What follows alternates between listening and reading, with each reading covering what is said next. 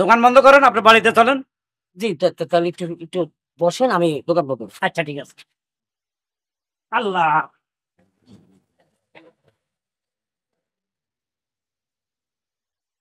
বুঝো? হ্যাঁ, সবকিছু রেডি? হ্যাঁ সবকিছু রেডি, তুমি যাও হুজুরকে ডেকে নিয়ে আসো। হ্যাঁ। আরে হুজুরের জায়গায় চালতাছি, এমন ভুক্তিরা যেখানে আইতাছে, খাওয়া দাওয়া তো আমি কোনো ব্যবস্থা করবো না। অবশ্য মনে করবো তা ফিরবো না। হুজুর আসবে কেন, আমি তো সেটাই বুঝলাম না। আরে বুঝতে আমি হুজুরে আমি বলছিলাম, বলতে যাই বলছিলাম যে হুজুর আমার দোকানে বেচা কিনে সব ঠিক আছে, কিন্তু বউ করতে গেছি না।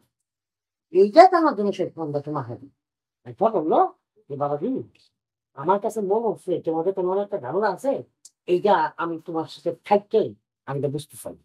এই কারণে ভুক্তিরা আসছে, আর ভুক্তিরা এই যে লয়ে গেছে। আচ্ছা তাইলে দেরি করো না, হুজুরকে তাড়াতাড়ি ডাকো, যা আছে তা দিয়ে খেতে দিই, একটা ডাল ভাত খেয়ে নে। না হুজুর লোক অবশ্য খাওয়া যাই পারছে না, মনে করো কষ্ট নেই না তাই দিয়ে যাও ডেকে নিয়ে আসো।